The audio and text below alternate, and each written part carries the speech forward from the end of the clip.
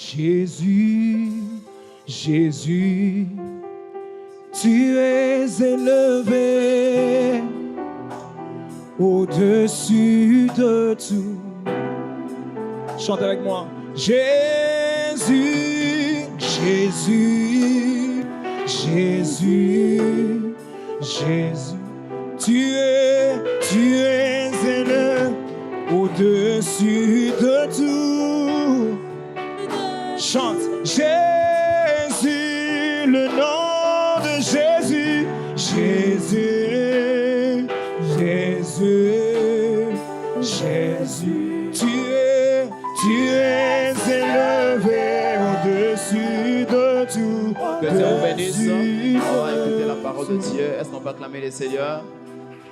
On ne va pas s'attarder sur... Que Dieu vous bénisse.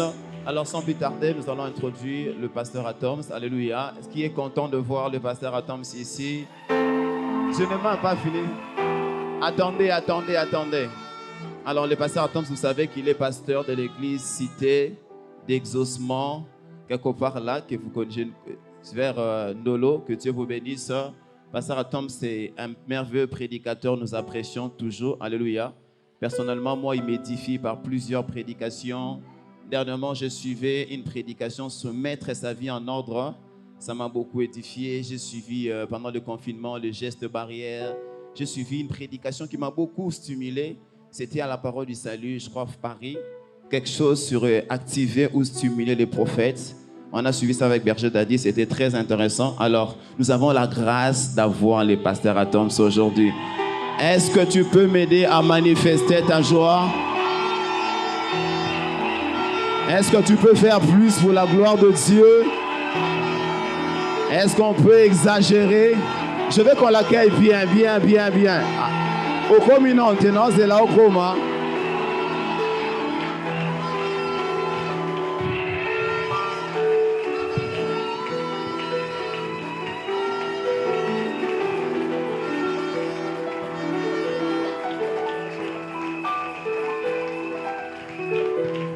Amen, gloire à Dieu.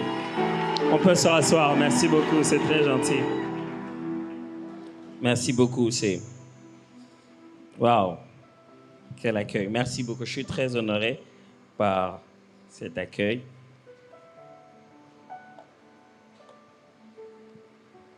Et je suis très honoré d'être ici, tiens, c'est un grand honneur pour moi.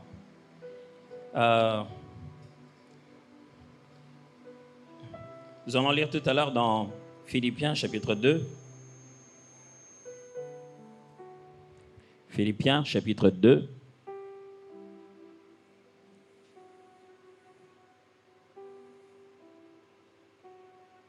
On va commencer à partir du verset 1 jusqu'au verset 9 pour qu'on tienne tous compte du contexte. Philippiens chapitre 2, verset 1 à 9. Vous y êtes? Philippiens 2, 1 à 9. Mais avant de commencer, j'aimerais quand même donner... je pense que c'est une parole qui est dans mon cœur et j'aimerais bien peut-être commencer par là. Juste deux petites paroles, mais je pense que ce sont des paroles que le Seigneur m'a vraiment mis à cœur pour partager au pasteur. Mais bon, je pense que Dieu nous connaît mieux que nous-mêmes et il connaît à quel moment on a besoin de quoi. Je pense que depuis que je suis arrivé et même maintenant, le Seigneur ne cesse pas de mettre à cœur de t'édifier, de te fortifier. Deux choses importantes que je devrais te dire. Un, ici, ce n'est pas chez vous. Et vous allez partir, vous n'en faites pas. C'est vraiment quelque chose de dérangeant de vivre à moitié sa vision et de ne pas vivre pleinement ce qu'on ressent à cause de la difficulté de l'endroit et de tout ce que la localisation géographique nous impose. Et le Seigneur me met juste à cœur de te partager ça, qu'il ressent ta grandeur qui dépasse l'espace qu'il t'a donné. Et il ressent le combat qu'il y a entre cette grandeur et l'espace qu'il fait. Il m'a juste demandé de te dire qu'ici, ce n'est pas chez toi, ce n'est pas ici que vous allez évoluer, Ici, c'est juste pour démarrer et évoluer plus haut. La deuxième des choses pour laquelle il aimerait que je puisse te parler en temps particulier pour t'édifier, je ne sais pas avec qui tu étais, mais c'était une conversation. Et vous étiez en train de parler du fait que la jeunesse à l'église est plus grande. Mais il y a plus de jeunes. Je vais vous expliquer ça. L'église se multiplie en nombre, mais ne se multiplie pas en finances. Et vous étiez en train de parler du fait qu'il y a beaucoup de jeunes et qu'ils sont passionnés pour Dieu. S'ils en avaient, ils allaient... Okay. Merci beaucoup. Donc, je disais qu'il y avait ce défi du nombre qui augmentait et des finances qui stagnaient. Et que dans chacune des choses que vous vouliez faire, les finances étaient un point important. Et vous étiez en train de nous demander à Dieu, Seigneur, est-ce que tu peux pas nous envoyer des gens, pas beaucoup, même quelques gens.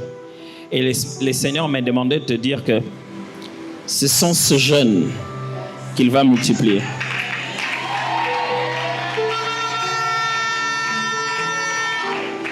OK?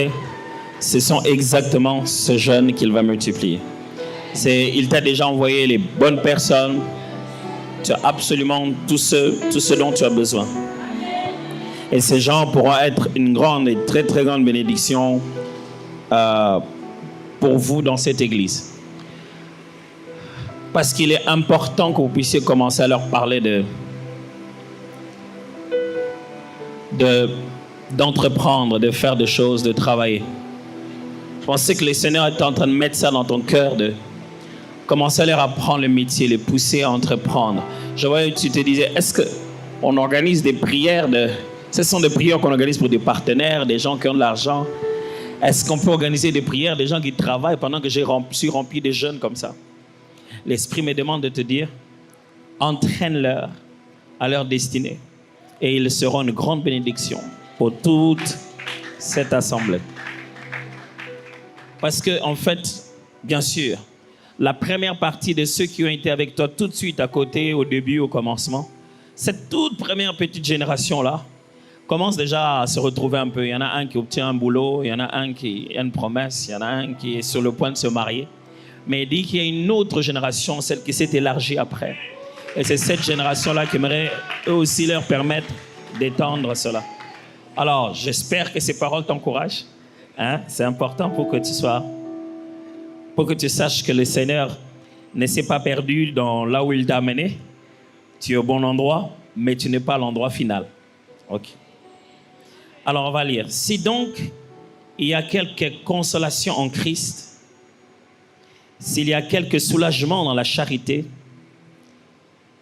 s'il y a quelque union d'esprit, s'il y a quelque compassion et quelque miséricorde, rendez ma joie parfaite, ayant un même sentiment, un même amour, une même âme, une même pensée. Paul était très habitué à l'église de Philippe. En fait, c'est une église que lui-même a fondée. Philippe, c'est une ville en Macédonie. Et Paul était très habitué là-bas parce qu'il a visité cette église à peu près 2 fois. La première fois qu'il a fait son voyage missionnaire, il a fondé cette église. Mais à son 3e voyage, il a eu encore l'opportunité de rentrer dans cette même église. Alors quand il leur parle, il connaît les gens qui étaient là-bas. Les églises de l'époque n'étaient pas d'églises, des milliers de gens. Quand il les écrit comme ça, c'est des petites églises de maison, des petits endroits où les gens se rassemblaient. Donc il connaissait presque tout le monde, il est très familier avec eux. Alors il leur écrit en leur disant, voilà, s'il y a quelque joie, quelque union d'esprit, il dit, rendez ma joie parfaite. Il est en train de leur dire, voilà ce qui me ferait de la joie, ce qui me ferait du bien vis-à-vis de ce que j'entends se passer au milieu de vous. Il dit, ne faites rien par esprit de parti ou par vaine gloire. Il est en train de leur donner des instructions justement pour bien vivre ensemble. Il dit, ne faites rien au milieu de vous parce que vous voulez juste prendre votre côté, votre part et vous manifester être différent des autres. Il dit, ne faites pas, que ça soit jamais dans votre cœur comme ça. Et deuxièmement, il dit, ni par vaine gloire, c'est-à-dire ne faites rien juste pour qu'on puisse vous acclamer, vous. C'est vous qui êtes exceptionnel.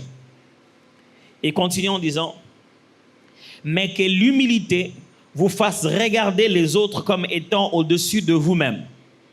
Il dit, le signe de quelqu'un qui est humble, c'est qu'il regarde l'autre comme étant supérieur à lui. Il considère que l'autre en a plus. Il considère que l'autre mérite du respect. Il considère que l'autre mérite de recevoir ses honneurs. Je regarde quelqu'un, je ne regarde pas moi comme si j'étais au-dessus. Je regarde plutôt lui comme s'il était au-dessus. Alors, il veut leur apprendre l'humilité. Pour ça, pour que son enseignement soit fort, Paul a toujours fait ça. Il montre en quoi cela est lié à Jésus et cela est lié aux prophéties de l'Ancien Testament.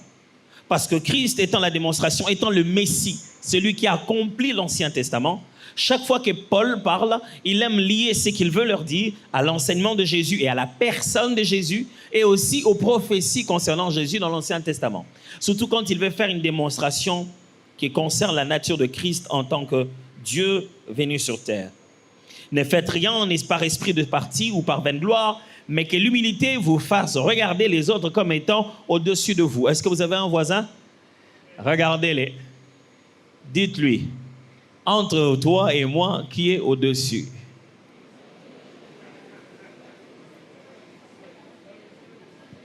Ok. Celui qui a un voisin qui lui a rien dit, qui lève la main, on va lui changer de place. En fait, en réalité, on doit se regarder, se dire, il a quelque chose que je n'ai pas. Et ce n'est pas un complexe. Dans la vie, il y aura toujours des gens qui ont des choses que vous n'avez pas. Et vous ne pouvez pas avoir tout ce qu'il faut. Quand je parle d'avoir quelque chose que je n'ai pas, je ne parle pas d'argent. Je parle de quelque chose dans sa personnalité, dans sa façon d'être. Il est quelqu'un que tu n'es pas. C'est pour ça qu'il n'est pas toi.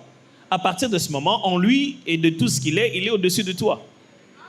Il est plus lui que toi, tu ne peux l'être. Je ne sais pas si je me fais comprendre. À partir du moment quand tu l'apprécies en tant que personne, tu le prends comme au-dessus de toi-même. Que chacun de vous, au lieu de considérer ses propres intérêts, considère aussi ceux des autres. Je crois que c'est un verset qu'on doit beaucoup lire dans ce pays. Que chacun de vous, au lieu de considérer son intérêt, considère aussi ceux des autres. C'est quelque chose qui, dans notre ville, il suffit de voir comment les gens roulent. Tu vois, en train de rouler, tu sens vraiment que chacun, au lieu de considérer les intérêts des autres, considère ses propres intérêts d'abord. Alors, vous êtes en train de clignoter, en train de demander qu'on vous laisse partir. Chacun de ceux qui passent, il dit, il va entrer après moi. Il passe d'abord. Et tout le monde passe et dit, tu vas entrer après lui. Et tu n'entres jamais. Jusqu'à ce que tu forces. Il dit, pour bien vivre cette humilité dans le contexte de groupe, vos intérêts, fantastiques, mais mettez aussi les intérêts des autres. Ok, très important. Mettez aussi les intérêts des autres pour être humble. Pasteur, qu'est-ce que ça a à voir tout ça avec le thème, le nom de Jésus? Alors, il continue en disant, ayez en vous les sentiments qui étaient en Jésus-Christ. Et en vous quoi? L'esprit. Et en vous quoi? L'onction. Ok. Ayez en vous les sentiments qui étaient en Jésus-Christ, c'est-à-dire Jésus-Christ a eu ses sentiments en lui. Ok? Et il veut que nous aussi, on puisse en avoir. Différence rapide en psychologie, quand on parle des sentiments, c'est quelque chose de permanent. Et quand on parle d'émotions, c'est une façon d'exprimer le sentiment qu'on a. Ok? Les émotions expriment les sentiments qu'on a. Les sentiments sont permanents et les émotions les expriment. Par exemple, quand quelqu'un exprime une émotion de colère, c'est parce qu'il a un autre sentiment à l'intérieur de lui qui fait qu'il puisse se fâcher. La colère n'est pas un sentiment en soi, c'est une émotion, c'est pourquoi ça se manifeste et ça s'en va. Mais l'émotion à l'intérieur peut être une déception, ça peut être une trahison. Il exprime ça en colère. Alors, Jésus avait ça non pas comme une émotion, non pas comme quelque chose de passager. Il avait ça comme un sentiment qui était en lui. Ça va? Jésus avait ça comme un sentiment. Ayez en vous le sentiment qui était en Jésus-Christ, lequel existant en forme de Dieu. C'est Paul qui en parle. Il parle aux Philippiens, apôtres de Jésus, affirmant clairement la divinité de Christ. Lequel existant en forme de Dieu, n'a point regardé comme une proie à arracher d'être égal à Dieu. Il n'a pas trouvé cela comme si Voilà, ça c'est mon truc, que personne ne me le prenne. Je suis Dieu, donc je reste Dieu. Mais écoutez ce qu'il dit.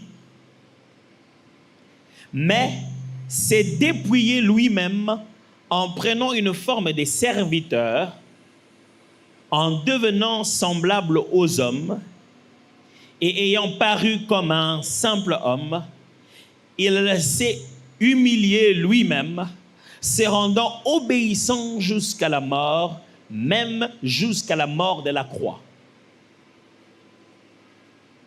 Souvenez-vous, Paul est en train maintenant de leur expliquer l'humilité qu'il veut voir au milieu d'eux, mais il leur explique comment Jésus a vécu cette humilité. L'humilité en Jésus n'était pas une émotion, c'était un sentiment. C'était permanent en lui. Il était comme ça, c'était sa nature. Alors, comment il a développé cette nature-là? Comment on prouve cela? Parce qu'en étant déjà Dieu, il n'a pas considéré cela comme c'est à moi, c'est mon petit quelque chose, c'est mon petit trône sur lequel je reste et je ne descends pas.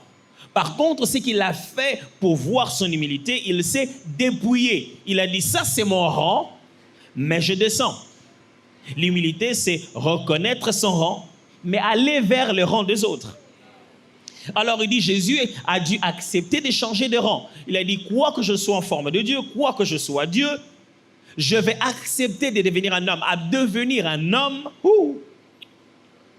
Dieu connaît l'homme, il sait avec quoi il a fait. Il connaît les bêtises de l'homme et il connaît ses erreurs. Mais Dieu accepte de devenir homme. Et homme, comme tout homme, devenant semblable aux hommes, ayant paru comme un simple homme. Maintenant là, il particularise la chose. Il dit, Jésus n'est pas seulement devenu un homme de son rang de Dieu. C'est-à-dire, il n'est pas juste devenu un homme en gardant son côté roi des hommes. Il n'est pas devenu un homme et en restant avec les riches. Non, même quand il est devenu un homme, il est entré dans une classe sociale d'un simple homme. Jésus n'est pas devenu un homme dignitaire. Jésus est devenu un homme du peuple. Ok? Depuis sa naissance, depuis sa façon de vivre. Aujourd'hui, si Jésus était avec nous et que tu prenais sa carte d'électeur, ça serait écrit charpentier, pas honorable. Ok? Donc il est dit, il est devenu un simple homme. Il s'est humilié lui-même, ok? Quand vous vous humiliez vous-même, c'est de l'humilité. Quand on vous humilie, c'est de l'humiliation.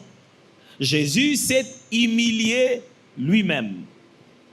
Il s'est humilié lui-même en prenant une forme de serviteur.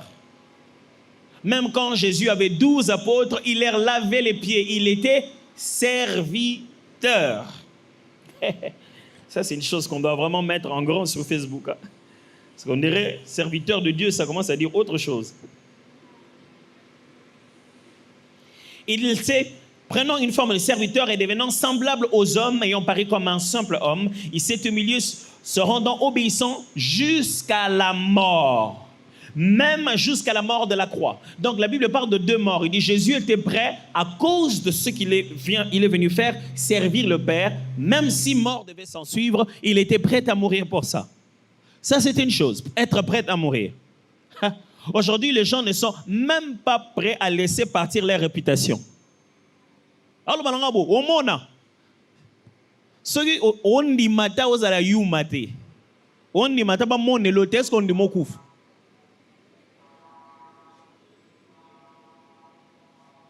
So, ozon di matate ke batmusus na vie na bango baza na réputation na ndenga mabe. Il faut corriger kaka. Et c'est ce comme il gamba liwondo ndim. Parce que accepter que quelqu'un ait une réputation que tu n'as pas, qui est inventée, qu'il pense des choses contre toi, c'est accepter déjà de mourir. C'est l'expression de quelqu'un qui est mort au-dedans de lui. Parce qu'il ne vit plus pour plaire aux hommes, il vit pour plaire à Dieu. Et Jésus-Christ était venu et on disait, ah, Belzébul, quelles que soient les choses qu'on disait de lui. Il avait un objectif clair. Il acceptait de mourir. Maintenant, Paul insiste, mourir c'est une chose, parce que ça vient avec être un homme. Mais j'aimerais vous préciser qu'il acceptait de mourir à la croix.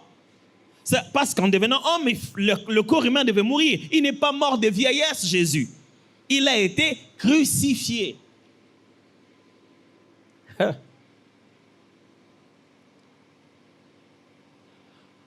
Maintenant, Paul veut leur expliquer pourquoi Jésus a le nom les plus élevés de tout nom.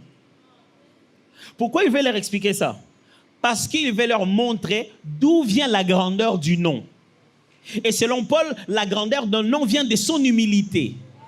Alors, il veut leur montrer la couronne ou le couronnement de l'humilité, le salaire de l'humilité. Et pour leur montrer que quand quelqu'un est humble, voici ce que Dieu fait, voici ce que Dieu lui donne, il leur a donné l'exemple parfait, l'exemple de Jésus. En leur montrant comment Jésus s'est humilié jusqu'à la mort de la croix. Maintenant, il veut expliquer qu'est-ce que ça donnait à Jésus que d'être humble. Ok? Très important. Il leur explique maintenant. C'est pourquoi aussi Dieu l'a souverainement élevé.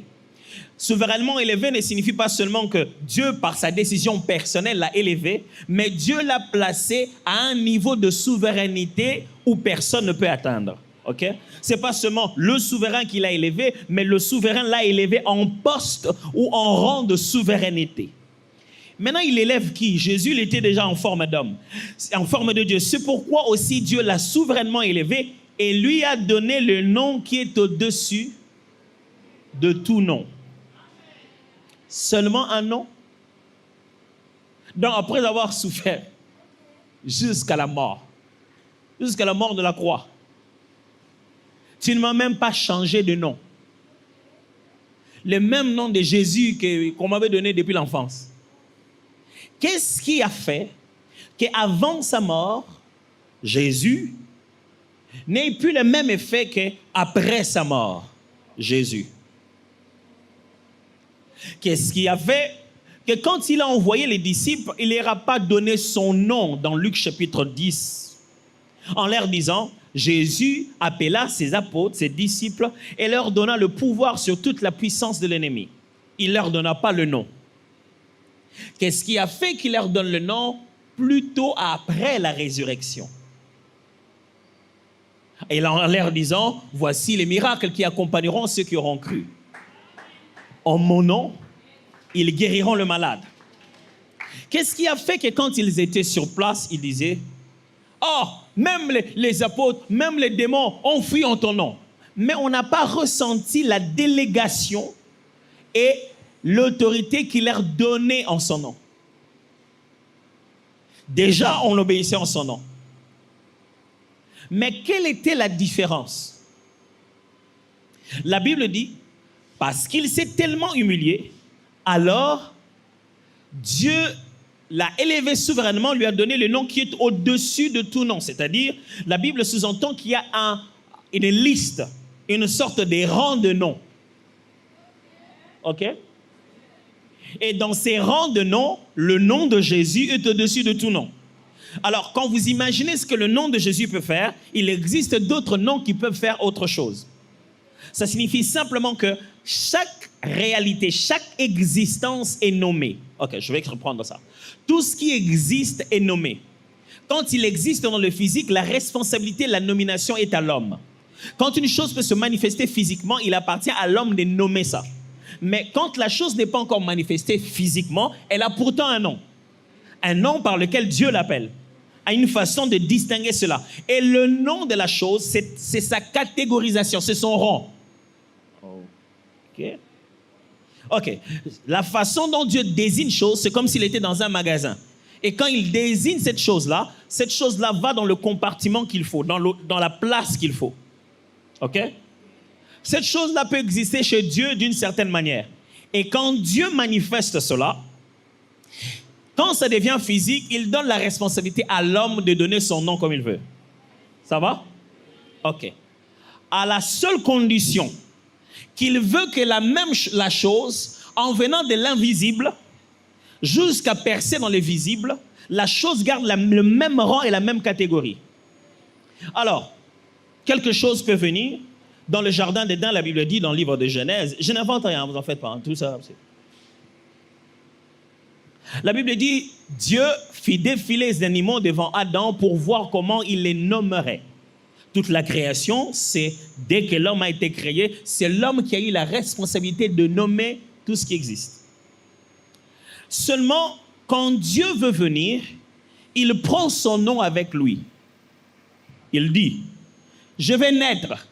Vous ne m'appellerez pas comme vous allez penser. Parce que celui qui nomme est plus puissant que ce qu'il a nommé. OK? Donc, tu ne peux pas me nommer. C'est pour cette raison que Dieu a donné les animaux à l'homme pour que l'homme les nomme. Parce que l'homme est le maître du jardin, c'est lui qui a l'autorité sur tout ce qui existe. Mais l'homme ne peut pas nommer Dieu et lui donner un sens dans le physique quand il va arriver. Alors, bien avant des milliers d'années, on commence déjà à dire, quand il va venir avec son nom. Vous ne l'appellerez pas Yeshua parce que sur la terre, on l'appelle Yeshua. Vous l'appellerez Yeshua parce qu'il vient de là où il vient et on l'appelle déjà Yeshua. Je ne sais pas si vous me comprenez là. Donc, l'enfant n'est pas né pour devenir Jésus. L'enfant est né Jésus. OK? Donc, il reçoit maintenant ce nom. Une fois porté ce corps, il devait passer par toutes les épreuves possibles pour que dans ce monde-ci, celui qui est le nôtre, ce nom devienne souverainement élevé au-dessus de tout nom. Pour cela, il y a eu confrontation de noms. Il y en a même un qui lui a dit clairement, si tu te prosternes devant moi, je te donnerai tout ceci parce que cela m'a été donné. L'ordre de nom était celui-ci. Il y avait Adam et Ève qui étaient l'homme. Et après, lorsque Satan a récupéré cela par l'erreur de l'homme et de la femme, il est clair qu'il est en train de dire à Jésus, je te donnerai tout ça parce que ça m'a été donné. Quand il parle de ça, il ne parle pas de Dieu qui lui a donné, il parle de l'homme et la femme qui ont commis l'erreur. Maintenant, il y en a un qui gère les autres. Satan est calme. Il gère. Mais il dit, non, il faut que toi tu te prosternes. Regardez les deals. Quelqu'un te dit, mets seulement tes genoux par terre, je te donne le monde entier. Quelle est la distance? C'est juste ici, non? J'ai lu sur Facebook, quelqu'un, on l'a dit, si on te donnait 30 000 $ par ton beau-père, il te dit qu'il ne veut pas que tu épouses sa fille. Et le monsieur a répondu, qui suis-je pour désobéir aux grandes personnes?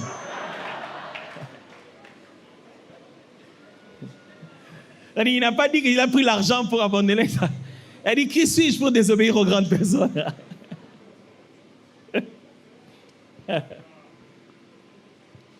Alors, Jésus naît, il naît avec le nom. Et il naît avec le nom, le même nom qu'il a, qui a été prononcé, et quand il vient physiquement, il vit exactement le même nom. Il pose les actes maintenant qui donnent toute autorité à ce nom-là, pour qu'en dehors du moment où il est physiquement là, les noms restent. Ok, je vais expliquer. Quand Jésus est là, il ne chasse pas les démons au nom de Jésus lui-même. Vous avez entendu Jésus dire à un démoniaque, sors en comme un amour. Quand on le voit, les gens qui sont possédés tremblent, les démons crient. Il ne cite aucun autre nom parce qu'il est le nom. Ok, peut-être quelque chose que je dois vous expliquer bien avant. Chez les Juifs, donner le nom à un enfant, c'est très significatif. Pourquoi? Parce que le nom d'une personne, c'est lui. Son nom, c'est lui. Et vous verrez ça tout le temps dans l'Ancien Testament. La Bible dit, oh oui, que ton nom, Seigneur, fais-le à cause de ton nom, à cause de toi-même. Oui? Parce que le nom, c'est la personne directement. Mais aussi, dans la Bible, on donne aux gens les noms pour dire ce qu'il va devenir demain. Ce qui arriverait dans le futur, dans sa vie. Un moment important, on dit quelque chose d'important dans sa destinée qui va tout bouleverser. Ou alors, on dit quelque chose qui est lié à son caractère, à sa façon d'être. Comment il est déjà dans ses habitudes. Ok, je vous donne des exemples pour que ce soit clair. Je vais tout donner. La dernière catégorie, c'est quand on donne des noms qui sont circonstanciels. C'est-à-dire, à cause de la circonstance de sa naissance, on lui a donné un nom qui reste comme ça. Commençons par la 4e catégorie. Les circonstances de naissance, vous avez par exemple l'exemple de Ichabod. OK? le fils de l'un des fils d'Élie, le sacrificateur. Le jour où il naît, c'est ce jour-là que son père, l'un des deux fils d'Élie le sacrificateur, Ophni et Phiné, qui est parti en guerre avec l'arche et on a pris l'arche. Quand on vient dire à sa mère, « Ah, l'arche est prise », mais la femme était enceinte. À ce moment-là, les douleurs d'enfantement sont arrivées et elle a donné un enfant. Elle a donné à l'enfant le nom de Ichabod, pour dire plus de gloire, la négation de la gloire. Plus de gloire, la gloire est bannie, la gloire n'est plus. Circonstance de naissance, nom de l'enfant. Des fois même, on regarde un élément très simple, comme quand Ésaü et Jacob sortent. Quand Ésaü sort, on dit il est roux. On l'appelle Ésaü, c'est lui qui est roux. Et en Jacob, on l'appelle Jacob parce que le supplanteur, celui qui est venu en tenant le talon de son frère, celui qui vient supplanter. Circonstance de naissance, non. Mais quelquefois aussi, comme je l'ai dit tout à l'heure, la destinée de la personne, c'est que la personne va devenir demain, comme Lévi. Le jour où sa mère le fait naître, elle a donné le nom en disant « Oh, mon mari sera désormais attaché à moi ». Or, c'était un nom qui était prophétique pour toute la vie de son enfant. Lévi qui a donné la tribu des Lévites, de ceux qui sont attachés au temple. Ou alors, il y a aussi des circonstances, comme je l'ai dit ici, un trait de caractère. C'est comme ça que la personne est. Jésus regarde les fils de Jean et Jacques, c'est son frère, il les appelle Boanerges, qui dit le fils du tonnerre, c'est-à-dire ceux qui sont colériques. Ou il regarde, regardez le mari d'Abigaël qui s'appelait Nabal. Nabal veut dire fou. Et il est clair quand il est en train de demander pardon pour Nabal à David, il dit, il est comme son nom le dit, fou. C'est pour cette raison qu'Israël fait très attention avec le nom de l'Éternel. Le tout premier commandement, c'est...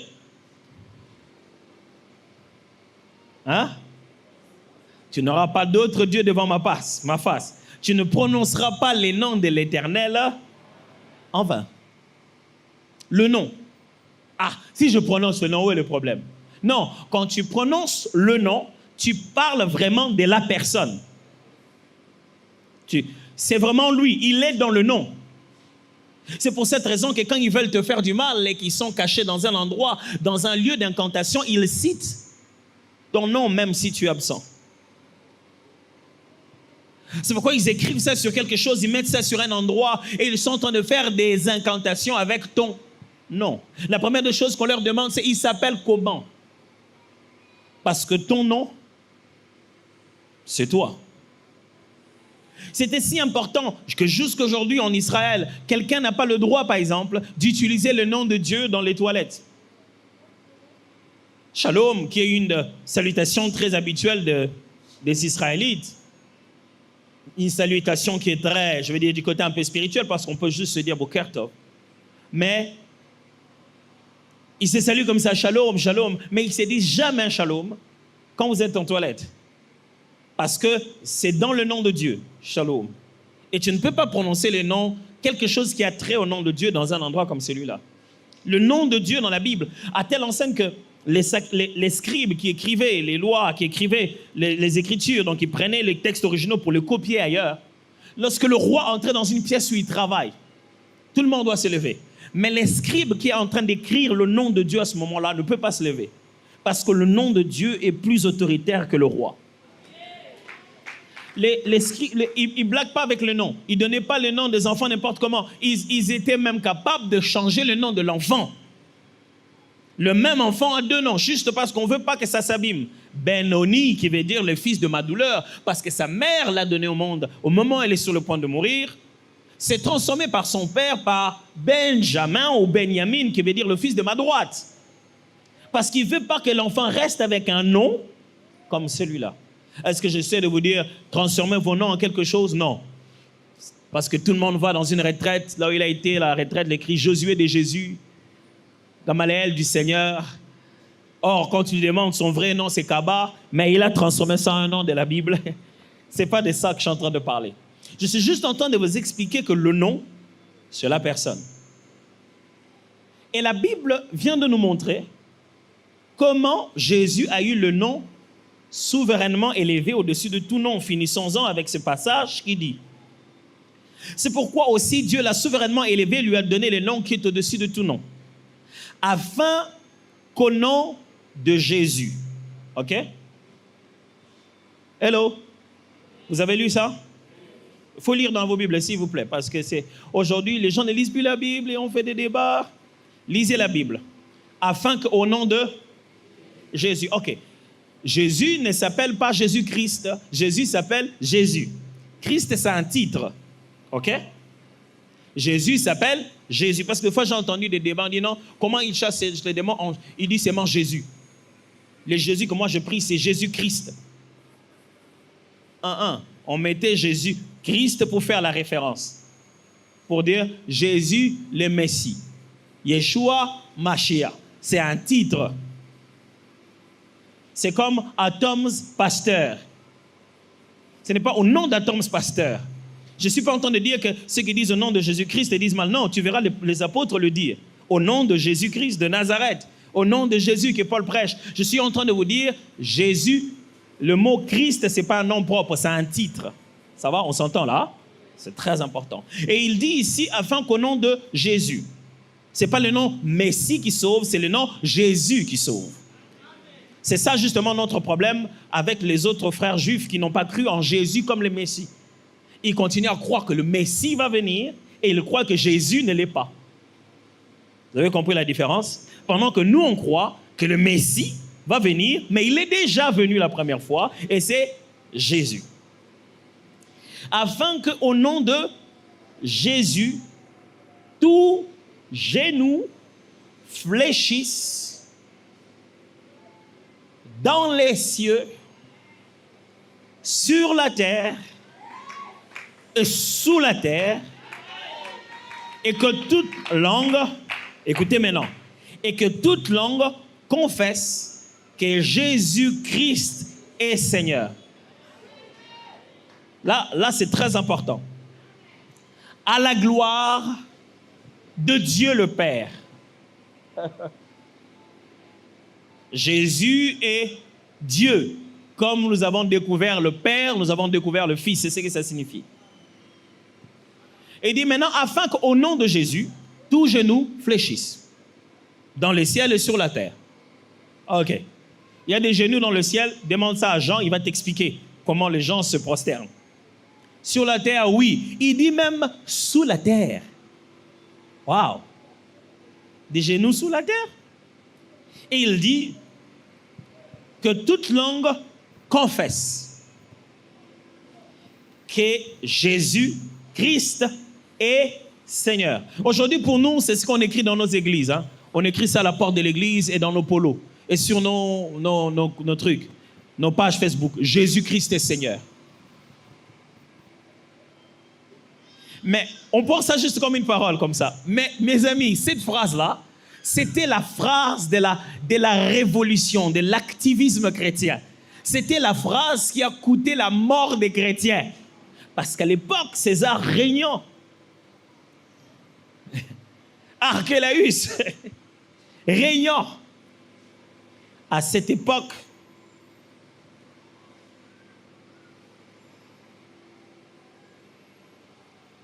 ils ont commencé, les empereurs, à montrer la supériorité des Romains sur les Juifs. Premier scandale, ils font la statuette, ils veulent que ce soit dans le temple. Et ils insistent. Et à l'époque, on disait à tout le monde de dire aux gens que c'est lui qui est Seigneur. Il a commencé à faire écrire que l'empereur César est Seigneur. C'est lui le Seigneur. Est-ce que vous vous souvenez d'une fois où Jésus a envoyé des gens pour aller chercher l'ânesse? Vous savez qu'est-ce qu'il leur avait demandé de dire à celui qui leur demanderait qu'est-ce que vous êtes en train d'en faire? Vous vous souvenez? Il leur a dit de dire quoi? Quand il vous disait le kouros, quelqu'un à cette époque pensait tout de suite à César. Donc il est possible qu'en ayant dit ça, les gens ne savaient même pas que c'est Jésus qui a demandé. Ils pensaient que c'est César qui a demandé. Alors, quand il était en train d'affirmer tout haut que César est kouros, les chrétiens disaient non, C'est Jésus qui est Seigneur. En fait, aujourd'hui, nous, on dit seulement Jésus Seigneur. On est dans un régime présidentiel. On ne comprend pas le contexte de ce que ça veut dire. Et on veut dire aux gens, Jésus est juste le Seigneur de ta vie dans ton cœur. Non. Il voulait dire ceci. Au milieu de toutes les lois que Césaire a placées, aux choses qu'on nous impose physiquement comme ça, je ne me soumets pas à ces choses tant que ça consiste à contredire le Seigneur à qui j'appartiens. Il voulait dire, vous avez gagné les territoires, le peuple vous est assujetti, nous bouffons l'argent avec votre visage, mais rendez à César ce qui est à César, mais à Dieu ce qui est à Dieu. Dire Jésus est Seigneur, ça coûtait la mort aux gens. Maintenant, on dit que toute langue finira par confesser que Jésus-Christ est Seigneur. Maintenant, on insiste. Jésus, dans sa réalité de Christ, là, c'est celui que tout le monde va reconnaître qu'il est Seigneur. Oh, gloire à Dieu.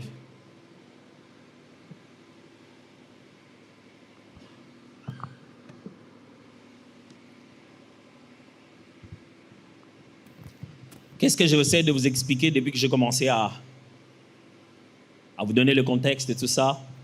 Qu'est-ce que je veux vous dire? Quels sont les éléments avec lesquels vous allez rentrer à la maison et revenir demain pour qu'on continue? Le nom de Jésus. J'aimerais vous expliquer comment le nom de Jésus fonctionne avec le nôtre. J'aimerais vous expliquer comment quand vous dites au nom de Jésus, vous, ça sort avec un autre impact que si l'autre dit au nom de Jésus. Vous êtes intéressé à comprendre ça? Pourtant, c'est exactement le même nom. Pourquoi certains les disent et on dit, vous, je connais Paul, je connais Jésus, mais vous, je ne vous connais pas. Très souvent, nous avons pensé qu'au nom de Jésus, ou le nom de Jésus, nous a été donné comme un nom à citer. Que la Bible nous demande qu'en citant le nom de Jésus, en disant au nom de Jésus, les choses vont se faire. Non, non, non, ce n'est pas ça du tout. Ça, ce n'est qu'un des aspects. Mais quand la Bible est en train de donner le mandat du nom de Jésus, c'est le mandat du nom de Jésus. OK. Quand je te demande de...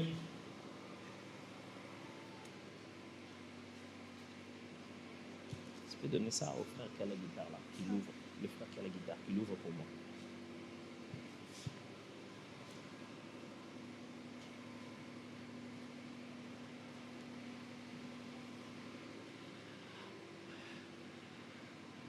Alors, c'est pas si difficile, vous comprenez?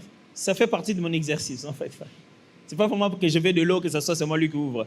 Je vais expliquer maintenant pourquoi j'ai demandé. Et j'ai besoin de... Vous devez ramener ça. Ouais, ouais.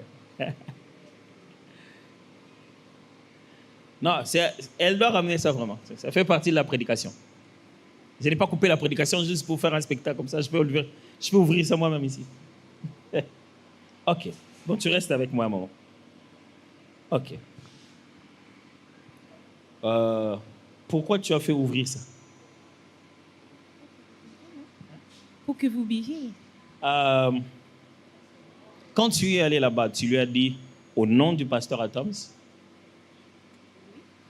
Tu as vraiment précisé, tu as dit au nom du pasteur Atoms?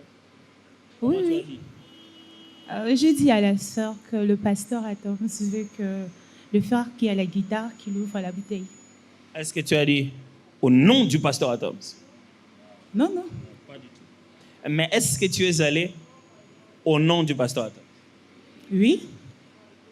Mais est-ce que tu as dit au nom du pasteur Atoms? Non. Mais est-ce que tu es allé au nom du pasteur Atoms? Oui. OK. Pourquoi il t'a cru? Tu penses qu'il t'a cru pourquoi? Parce que c'est vous. Parce que c'est le pasteur Atoms. Comment il sait? Parce qu'il travaille avec vous. Ouais, mais comment il sait que c'est moi qui l'ai envoyé? Qui t'a envoyé toi? Ils ont des réponses, t'en fais pas, Issa. On a besoin que de tes réponses, n'aie pas peur. Ton nom c'est? J'ai pas compris la question. Prénom. Votre prénom. Maïté. Maïté. Maïté, n'aie pas peur, on prêche ensemble, c'est très facile. Alors, Tu penses que si il ne m'avait pas vu ici, que je n'étais même pas venu, et que tu étais parti avec cette bouteille et lui ai demandé d'ouvrir ça en mon nom, il aurait fait quoi? Il aurait refusé.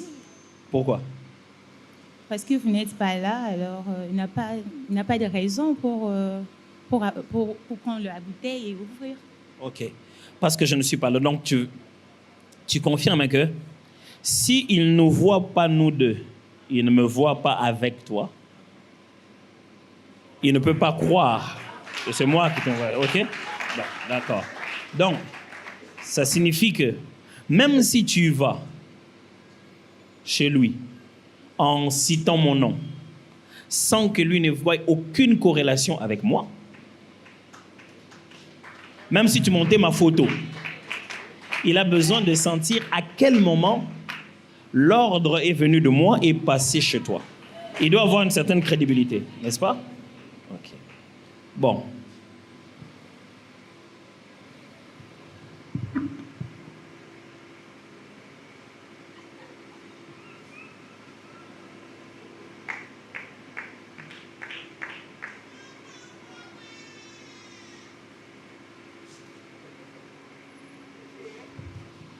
Il faudra envoyer l'invitation à la prédicatrice, la sœur en été.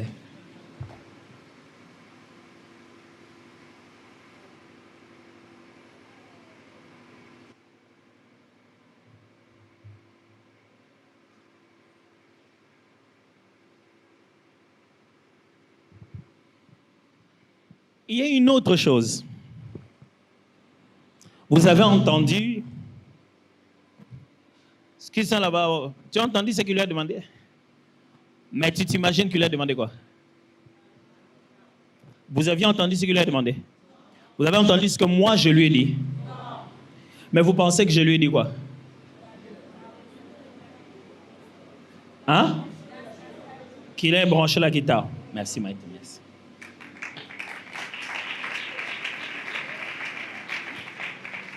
Ok. Hein? On a tous ensemble compris qu'au nom de Jésus signifie avec le mandat que Jésus nous donne. C'est-à-dire que quand j'arrive, même si je dis au nom de Jésus sans être là, au nom de Jésus, eh bien au nom de Jésus ne marchera pas. Ok, je ne sais pas si je me fais comprendre ici. Même si je le dis, si je ne l'incarne pas, si je n'ai pas été envoyé au nom de Jésus, même si j'ai dit au nom de Jésus, ça ne marche pas. Et que tout le sens de au nom de Jésus tient du fait que Jésus soit vu avec moi ou si pas, Jésus soit vu en moi maintenant. La crédibilité du nom de Jésus utilisé est que la personne à qui je donne l'ordre, quand il me voit, il voit le lien entre moi et Jésus. Ok? Ça c'est clair. Mais la deuxième des choses, c'est que vous devez comprendre que ça ne se passe pas physiquement. Ça se passe d'abord spirituellement. Ça signifie que je peux dire et venir au nom de Jésus, menacer un esprit dans un corps sans que je n'ouvre la bouche. Ok? Et suivez-moi très bien, lisons bien la Bible, hein? Pardon. Hein? Bon, moi, d'habitude, dans les enseignements, j'aime bien qu'on pose des questions pour que les gens n'aient pas avec leurs questions. Ou bien ne me les posent pas sur Facebook, sur leur mur, au lieu de me les poser ici. Alors, la guerre est spirituelle. Les menaces et d'esprit sont d'esprit à esprit. Ce qui veut dire que le langage, quand il est utilisé, c'est pour l'établir dans le physique. Mais les pressions se ressentent d'esprit à esprit. Et tu arrives à un endroit, tu ressens la mauvaise pression de cet esprit. Tu arrives à cet endroit, l'esprit ressent l'autorité de ta pression. Parce que quelqu'un me comprend très bien. Et la menace commence déjà. Et la prise d'autorité commence déjà. Et le langage spirituel à l'intérieur commence déjà. Mais quelle est cette autorité-là que toi tu vas avoir? Quelqu'un serait venu de là, venu lui dire, prends l'eau ici, ouvre pour donner au pasteur Adams. Vous pensez qu'il allait prendre ce temps? Il a trouvé ça d'abord suspect. Toi, tu es qui? Je ne vois pas ton lien avec lui. Mes frères et sœurs, le nom de Jésus marche parce que nous sommes proches de Jésus. Ce que les gens sont en train de chercher maintenant, ce n'est pas que nous leur parlions de Jésus, c'est que nous leur manifestions Jésus. Les gens veulent voir Jésus. Pas nous entendre dire au nom de Jésus toute la nuit au point que les voisins n'ont pas dormi. Et dès qu'on a dit le matin Amen, il n'y a rien de Jésus dans votre langage.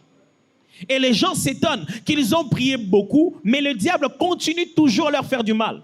On dirait que plus quelqu'un prie beaucoup, plus il est encore dans des problèmes. Vous avez déjà rencontré des gens qui sont tout le temps dans des combats? Nicolo va combat, il monte, il descend, va combat, quelle est cette vie de combat où tu te bats à tout moment sans jamais avoir une victoire que Paul réussissait à avoir en une seconde? Vous savez pourquoi? Parce que la guerre n'est pas dans la prononciation du nom de Jésus, la victoire est dans le développement du caractère de celui qu'on prononce. Ok, let me make it clear. La victoire n'est pas quand tu as prononcé combien de fois. La victoire est quand on te voit à quel point tu es Jésus. Ok. La seule personne dont le diable a peur, c'est Jésus. Quand il te regarde, il voit que Bokokani Ming et se dit, on a Jésus. Mais quand il te voit Nakiyo Mobimba. Il résiste. Imaginez Jésus lui-même dont on utilise le nom. Il a prié. Après avoir monté en prière 40 jours, le diable attendait. Tu as fini? Ok, il vient commencer à tenter après la montagne. Frère, ce n'est pas la prière qui fait fuir le diable. Non. Quand il a fini de prier, il est venu. Avec quoi il a fait sortir? La parole de la vérité. Il a commencé à déclarer ce qui est conforme en lui-même. La parole qu'il vit. Ce qui fait perdre l'autorité à l'église aujourd'hui, ce n'est pas compris moins, c'est qu'il y a moins de Jésus. Et voilà la chose qui manifeste Jésus dans les gens. L'humilité. Alors, Dieu est clair, il dit, Dieu, écoutez bien cette phrase, c'est une phrase choquante. Quand je lis ça dans la Bible, j'étais choqué. La Bible dit, Dieu résiste aux orgueilleux et fait grâce aux humbles. J'aurais cru que Dieu envoie des anges pour qu'ils résistent aux orgueilleux à son nom. J'aurais cru que Dieu fait en sorte que les orgueilleux s'embrouillent entre eux. Non. C'est-à-dire, vous amenez sorciers, occultistes, magiciens, païens et orgueilleux.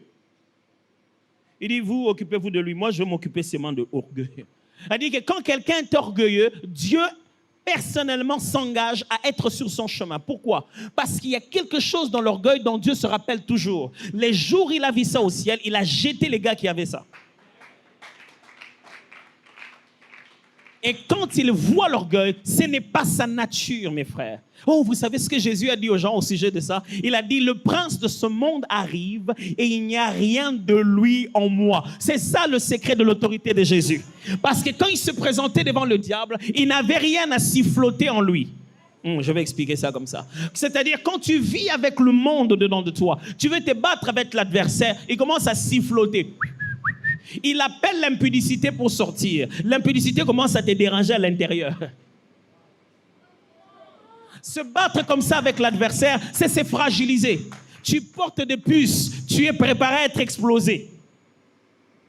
Tu veux te battre avec quelqu'un, il ne veut même pas se battre. Tu t'approches, il appuie comme ça sur un bouton. Tu as déjà des grenades, tu t'es préparé à mourir avec. Paul, quand il est en train d'expliquer aux Éphésiens les armes du combat spirituel, il en cite 90% des armes qui sont des caractères, non pas de prière. Les ailes de l'évangile, casque de la justice, casque du salut, cuirasse de la justice. Et épée de l'esprit, c'est la seule chose qui va à l'extérieur. Il parle de ceinture de la vérité. Selon Paul, quand on veut se battre avec le diable, on doit d'abord s'habiller. On a passé plus de temps à se renforcer d'un caractère.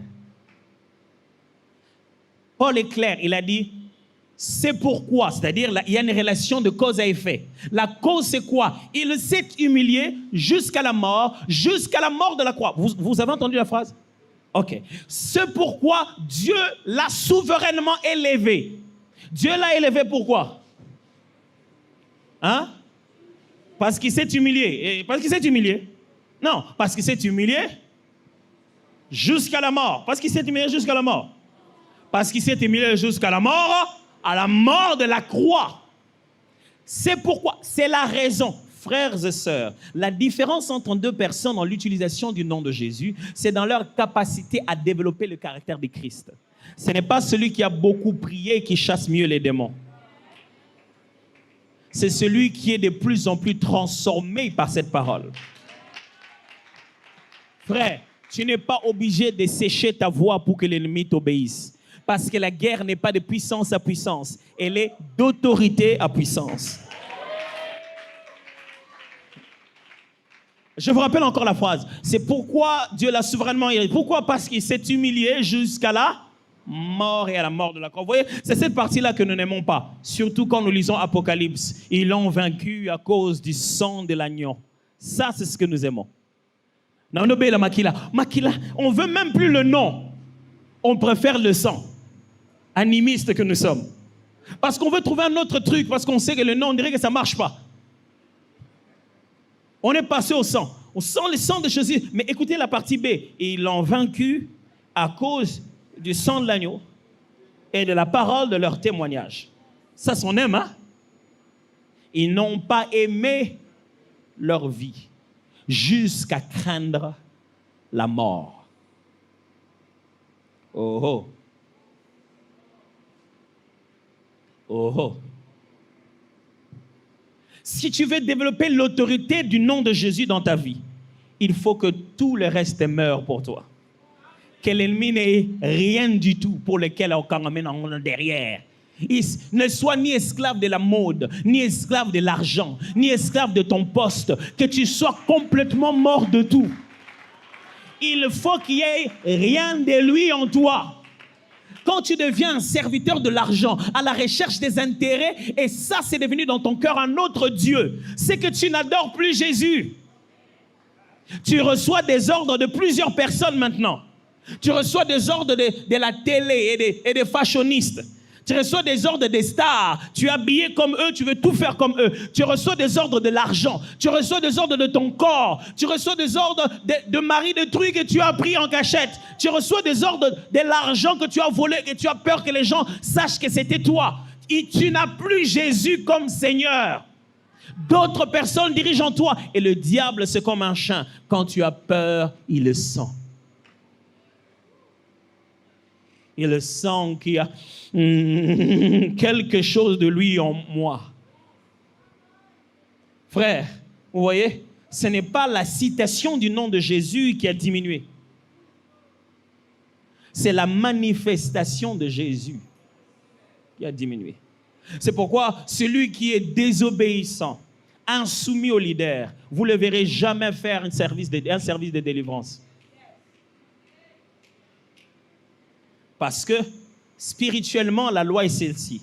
On se soumet à celui qui se soumet. Pas un rebelle.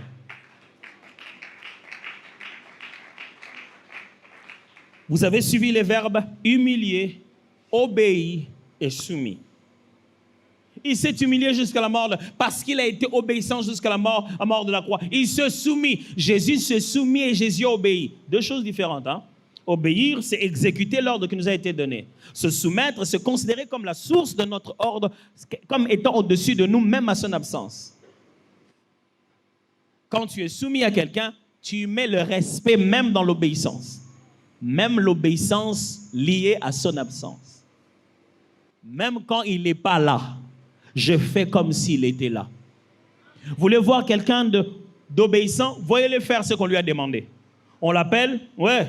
Ouais, ok, il va, il fait. Vous voulez voir quelqu'un de soumis? Quand on l'appelle par son chef, c'est comme s'il était là. Oui, chef. Oui. Il n'y a personne, il est chez lui à la maison. Hein. Les enfants étaient assis. Mais le chef a appelé. Et il y a Mbeleli. Chef Wazate. Mais même dans le téléphone, quand on a cité son nom, il est là. On dirait chef en mon âge. Jamais il prend le téléphone du chef et peut aller. Ah, oui, chef. Non, dès que le chef. Oui, oui, chef. À vous autres, chef. J'en ai vu même d'autres. Oui, à vous autres, chef. Donc, mets le téléphone là-bas et puis. Pourquoi? C'est ce qu'on appelle la soumission. L'autorité dans le nom de Jésus vient dans ta capacité d'obéir à Dieu dans tes lieux secrets. C'est pourquoi Jésus n'a pas commencé à combattre avec le diable à la croix. Non, c'est au désert qu'il a commencé à vaincre l'ennemi. C'est quand il n'y a personne que Jésus lui a donné 3 coups qui l'ont complètement terrassé. Frère, l'autorité spirituelle naît dans les secrets des choses que tu fais. Tu nous dis une chose, tu en fais une autre. On te voit comme ça, mais tu n'es pas comme ça. Tu as dit que tu es allé jeûner pendant 25 jours et tu n'as fait que 2 jours. Les restes, tu as fait que déambuler. Tu as mangé, tourné à gauche, à droite. La capacité de respecter ta propre parole, c'est celle-là qui commence à te faire monter en esprit. Tu avais dit que tu jeûnais, tu priais. Tu as commencé du début jusqu'à la fin et tu l'as fini. C'est comme ça que là, tu as pété mon lit, mon frère. Là, tu as la capacité à zala dans le secret, c'est que tu es réellement physiquement. Chaque fois que le diable te dit, allons nous battre à 2, tu dois gagner cette bataille-là. Sinon, en public, tu ne gagneras pas. Quelqu'un m'entend très bien? Quand le diable te dit, viens seulement entre nous, surtout entre vous, c'est là-bas qu'il faut se battre, il faut le gagner.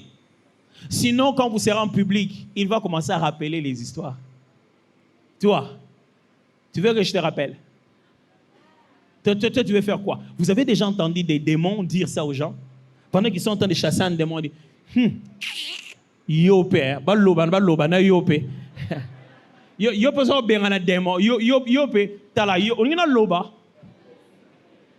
Raconte l'histoire un jour en plein milieu d'un culte comme ça, pas quelqu'un a fait des manifestations bizarres, il est tombé comme il y avait quelques personnes qui devaient le prendre, un frère de l'église, un chantre, un musicien l'a pris aussi avec les intercesseurs sont arrivés. Comme il n'y avait pas encore beaucoup d'intercesseurs, ils ont attaqué comme ça. Au nom de Jésus, lui aussi vient. Au nom de Jésus, au nom de Jésus, vous savez. Il y a quelque chose de bizarre. L'autorité vous empêche de crier, je ne sais pas. Plus vous devenez autoritaire, plus simple vous devenez ferme et clair. Il criait au nom de Jésus, puis les démons ne réagissaient pas. Du coup, il réagit, il a fait...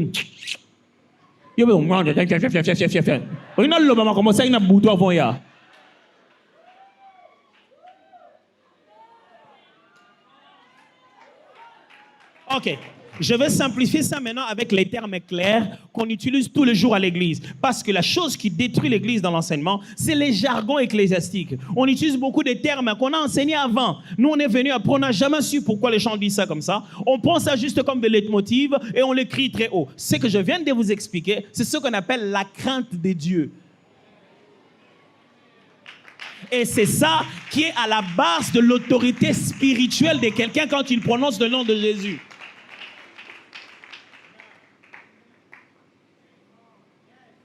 Je n'ai rien expliqué de nouveau. Hein. Vous saviez que c'est ça. Mais seulement qu'on dit la graine de Dieu, on dit, ah, banzambe. C'est-à-dire, vous le faites pour avoir peur de Dieu. Non. Ce n'est pas ça le but. Vous le faites pour honorer le Dieu qui est en vous. Et vous le faites pour gagner votre propre victoire. Vous voulez que cette église soit une église où le nom de Jésus est fort, vous devez être vrai. Que chacun de vous, en venant dans cette assemblée, soit celui qu'on a vu là, pas un autre. Que personne ne cache une petite histoire contemporaine, récente, ou une vie quelconque qu'il mène, pour laquelle, si on exposait ça ici, il serait mal à l'aise. Vous voulez vraiment que le nom de Jésus prime ici dans ce quartier? Pas 21 nuits de prière, mes amis. Ça sera 21 nuits de dérangement. Le nom qui partira, c'est le nom de l'église et de la mauvaise manière. Je travaillais dans une entreprise de la place ici. J'avais un collègue qui venait chaque matin me dire, Pasteur, vraiment, pasteur, vraiment, je n'ai rien contre vous, mais il y a un gars qui fait des veillées chaque nuit. Comment on peut dormir? Les autres peuvent dormir. Et il met des baffles. Quand tu viens dedans, il n'y a que 3 personnes. Pourquoi on met des baffles dans les veillées? Ce que Jésus nous demande, c'est pas qu'on porte de polo avec son nom. Non, je ne suis pas en train de dire que le beau polo que j'ai vu là est mauvais. Non. Ce que je demande surtout, c'est que nous soyons une lettre vivante. Et si on l'écrivait dans nos langages, si on l'écrivait dans notre accoutrement et dans notre façon d'exprimer l'amour de Dieu autour de nous. Pourquoi vous criez au nom de Jésus et vous insultez votre enfant comme si vous avez emprunté un dictionnaire? Et ça, un dictionnaire au finga, c'est soit finga au salili langage maintenant international à ma finga. Donc, si ce finga, au kangi ma finga, na peut être authentique. Comment on a non? Oh, il faut attendre là. Et bon, Yesu. Et bon, Yesu, bande onangai. Quelquefois, la meilleure façon de montrer que tu es comme Jésus, c'est de te taire. Tu n'es pas obligé de parler. Pasteur, moi, Alexandre, tu es obligé de dire quelque chose. Est-ce que tu es la nanani? Est-ce qu'on fait un okimiate? Est-ce que Makambolo Bana vraiment oye bien? Le diable aime là où il y a le mensonge. Il sait que pour que tu puisses te justifier dans cette conversation, tu vas raconter des choses de première main comme si tu étais vraiment là. Mais ce ne sont pas des choses de première main. On dit, je me rappelle une fois, ma mère est venue en riant. Elle dit, yo bomanga. Je dis quoi? Donc ça bisom to kufara. Na kombo ali bota na bikite ba parents ba kufa. Mais qui a dit ça? Un jour ma mère vient, elle dit je ne croirai plus aux choses que les gens disent au Congo. Je dis, pourquoi? Il dit j'étais dans un bus, oui. Un monsieur était en train d'expliquer là où toi tu es né, où tu habites. J'ai dit bon. Et il a dit quoi? Il a expliqué l'adresse. On dit oh, notre adresse dit vraiment.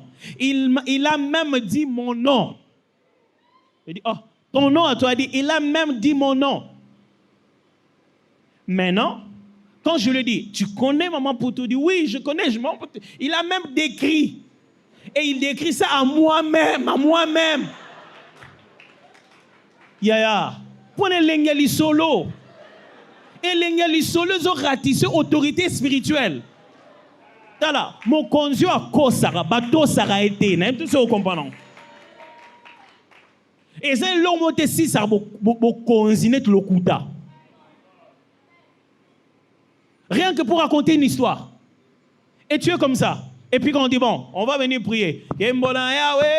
Seigneur, on a ça qui était. Ah non, c'est trop facile. Comment ça? Non, ça qui était au Seigneur, on parle de poignée.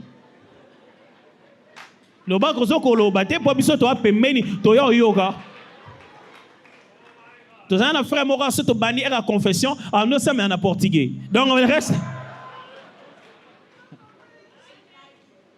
Mes amis, ce ne sont pas des polos qui manquent. Ce ne sont pas des églises qui manquent dans ces pays. Ce sont des Jésus. Prions ensemble.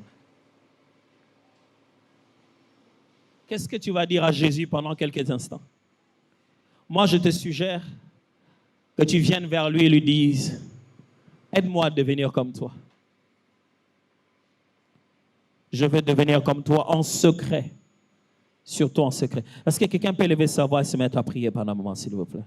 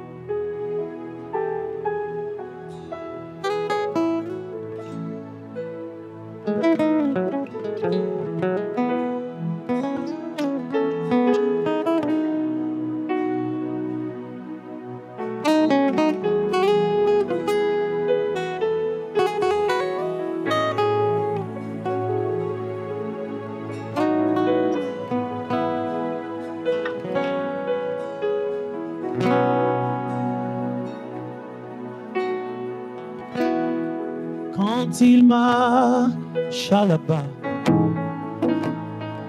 là-bas en Galilée, il priait sans cesse. Il priait sans cesse. Il est allé jusqu'à suer. Sa sueur en grimo de sang. À combien plus forte raison, moi un homme né dans le péché.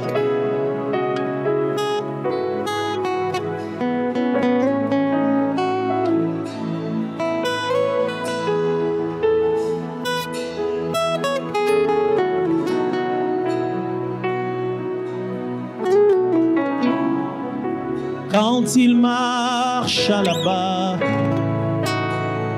là-bas en Galilée, il s'humilia, vraiment il s'humilia, il est allé jusqu'à laver les pieds de ses disciples. À combien plus forte raison, moi un homme né dans le péché.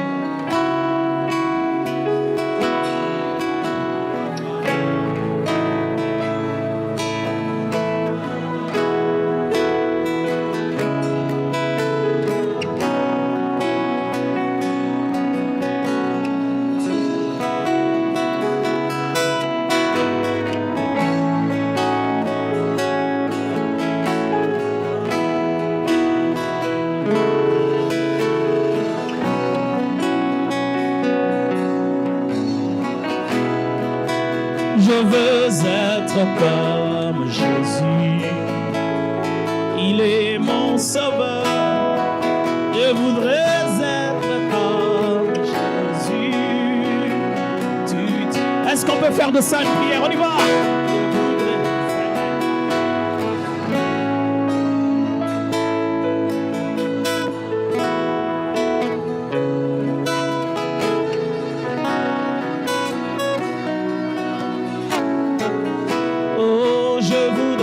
Être comme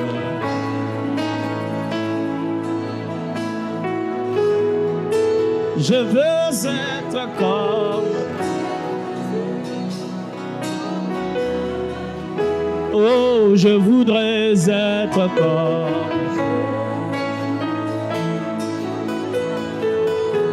oh je veux être comme. Est-ce que tu peux lever tes mains et invoquer et demander à Dieu, Père, si Christ vit en moi et que l'amour de Dieu est répandu dans mon cœur par Jésus, par l'Esprit qui m'a été donné, je vais parler comme Jésus. Je vais être comme Jésus. Je vais m'humilier comme Jésus. Je vais parler comme Jésus. Je vais vivre comme Jésus. Les gens ont besoin de Jésus.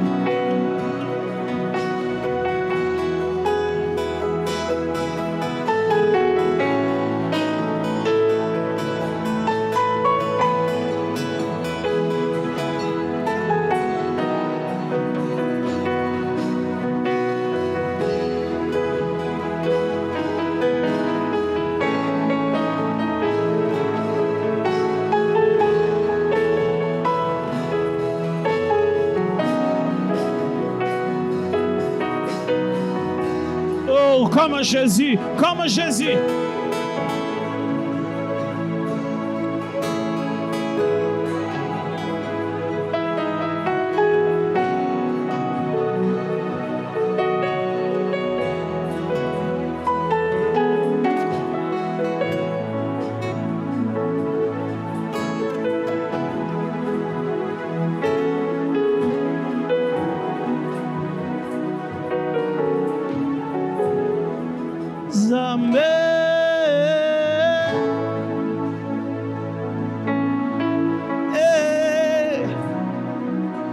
Ozaliza Ambe Zambe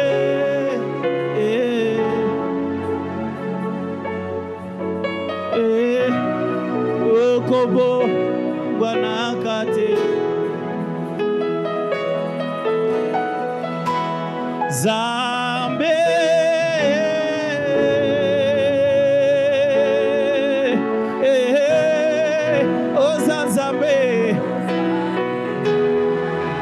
des moyens pour Jésus d'inscrire son nom dans ton cœur, c'est quand tu te prosternes dans l'adoration. Est-ce qu'on peut élever Jésus dans cet endroit et faire de lui le Seigneur d'ici?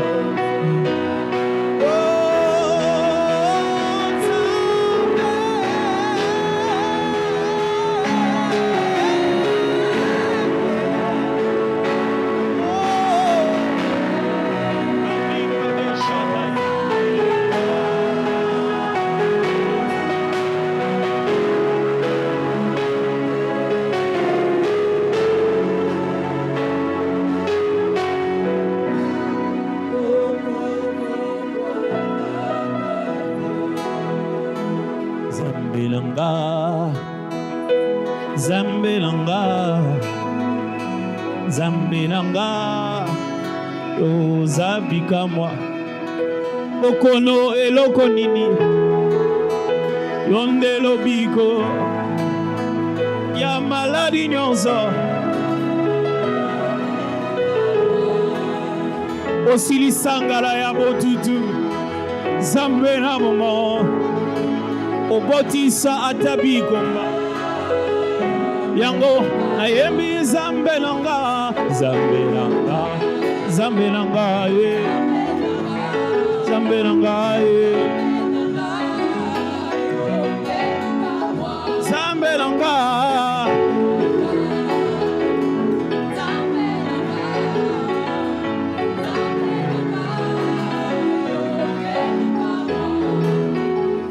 loboko esukola kanga yango pe kangola kanga yango pe bikisa kanga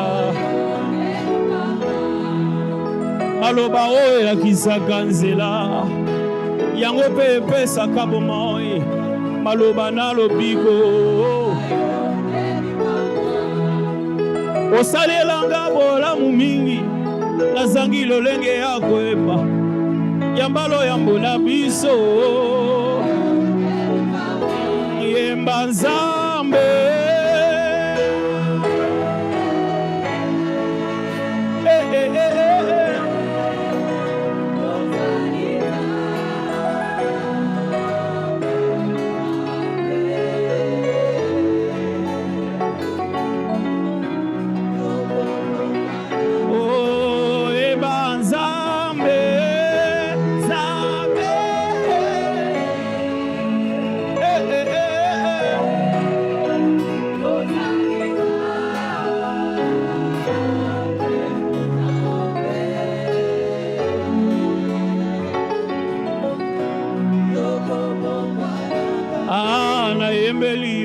nakumisio elonga nanga elika nanga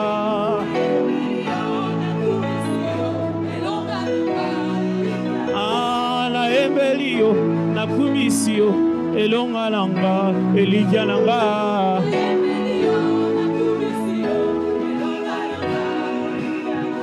nayebi Nzambe mosusu te mobele o kosi na Yuda mama yoku mama malelo Yesuwe yobe elika nanga ye Yesuwe yobe makasi nanga yo elika na moto lobi moto akokufa papa elika na papa lobi papa kozanga makasi ataleli yo liziba na bomo yonde sijalo embo nanga kumame yonde makasi ya motema nanga kumame yonde elika motema nanga kumame liboso opambola ngai ye esengi eloko semboko liboso osala ya mingi ye nasengi eloko semboko nasengi yokumame parado kumama nangue s'il te plaît kumama nanu papa yaya yokumama nanue kumame kumame yaya oh kumame yawe yawe oh kumame yawe yawe oh bakela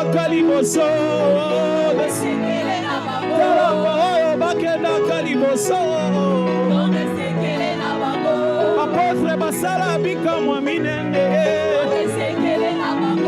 bayekoli oyo bamonisa baveugle nasengi ya Yesu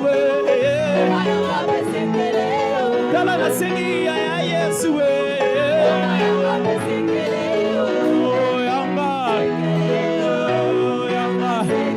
Yesu yoza yanga Yesu yoza yanga molimo akitie atemisi motema na saye molimo akitie apesinga posa koyeba ye ntango asimbaka ngai ye nayokaka posa se moko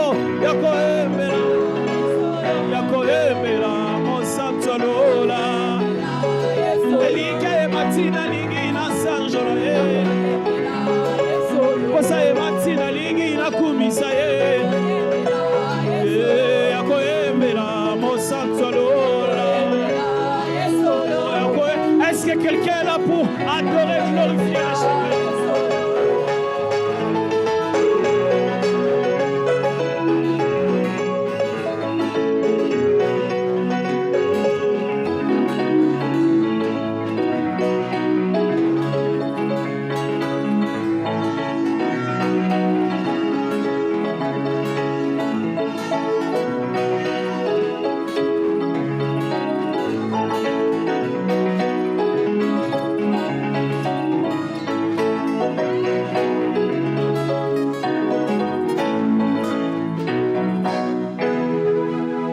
Yakoyembela mosantu alola mosantu alola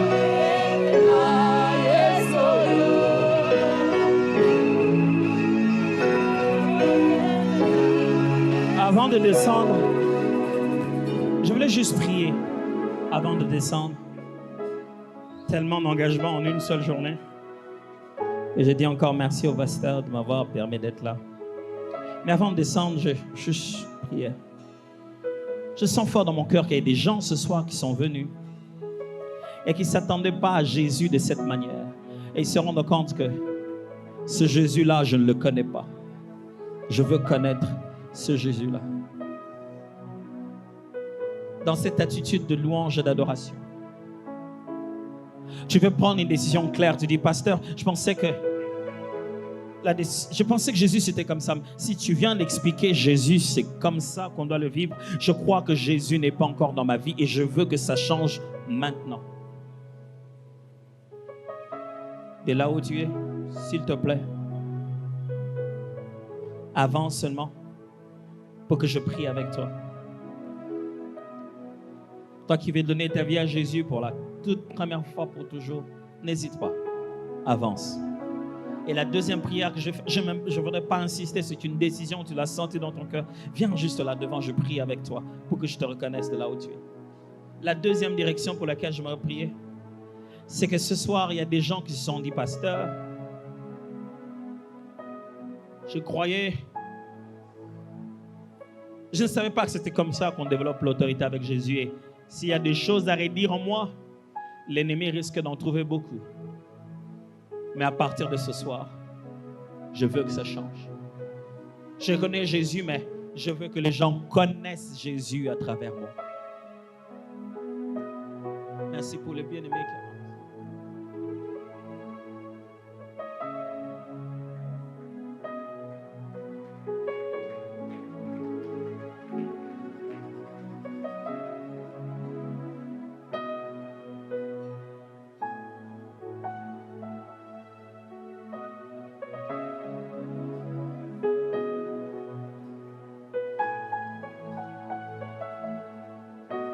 Merci d'avancer. Merci d'avancer. Merci d'avancer. Je prie pour vous directement tous ensemble. N'hésitez pas. Est-ce que je ne peux pas prier là où je suis, seul dans mon cœur? Est-ce que Dieu ne pouvait pas te sauver là où il était, seul dans l'invisible? pourquoi ça lui a pris 33 ans sur la terre, physiquement manifesté. Pourquoi ne veux-tu pas répondre à l'amour par l'amour? L'amour est venu, elle s'est manifestée. Elle t'accorde une seconde chance et ça serait la honte qui t'empêcherait de vivre ça. Mais est-ce que je ne peux pas vivre ça à partir de là où je suis? J'ai la foi. Non, tu as la peur des hommes et de ce qu'ils penseraient de toi.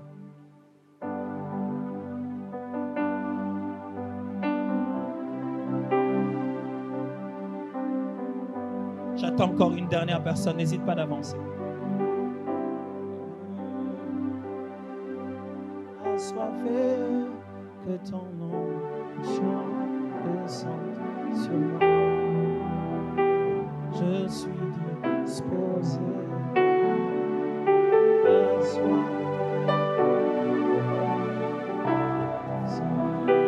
Je m'en demande à ceux qui sont devant ici de juste lever un peu leurs mains. Je suis. Ceux qui sont devant ici, levez juste vos mains un peu, je vais prier pour vous. Juste vos mains.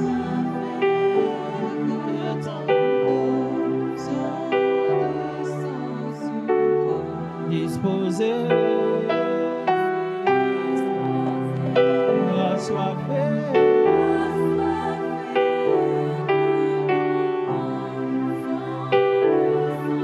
Et si c'était ce soir, par un autre jour, aujourd'hui seulement.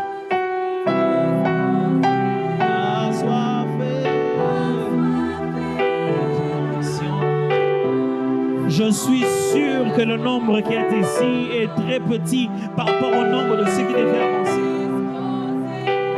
Assoiffé, que ton nom. Oh, oh, je crie à toi. Père, je prie maintenant au nom de Jésus-Christ de Nazareth. Pour ces frères et ces sœurs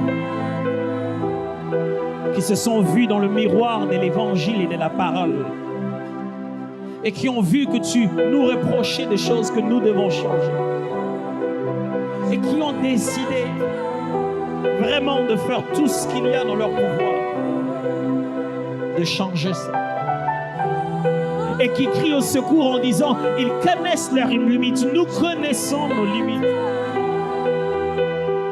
À qui crierons-nous encore si on veut vivre un changement? Je prie au nom de Jésus ce soir. Que Christ soit manifeste dans la vie de chacun d'entre eux. Dans le domaine où ils se sentent le plus emprisonnés et affaiblis. Je réclame la liberté au nom de Jésus de Nazareth. Et que la liberté soit complète, entière, totale, d'esprit, d'âme et de corps, à l'intérieur comme à l'extérieur, et de toute autre personne. Changer, j'ai dit, transformer, bouleverser, complètement changer. Parce que tu es un Dieu bon et tu n'hésites pas dans ce qu'il y a. Est-ce que toute l'assemblée peut lever les mains pendant qu'on chante ma prière?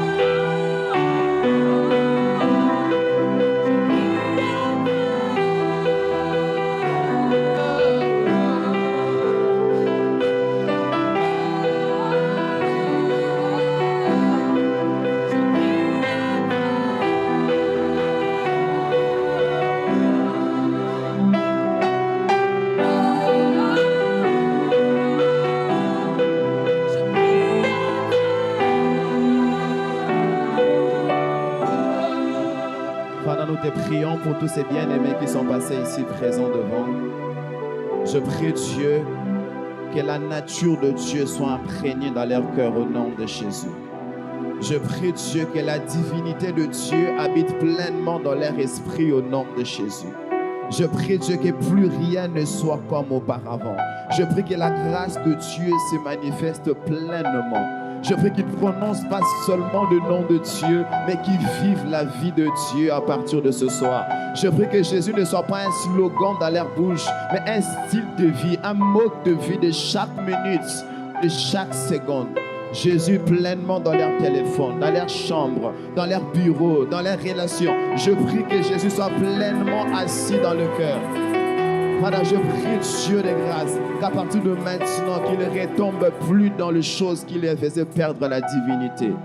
Qu'il meure totalement et que la vie de Christ puisse porter de fruits dans leur cœur. Raison pour laquelle l'Assemblée acclame le Seigneur pour sa bonté. Est-ce qu'on peut acclamer le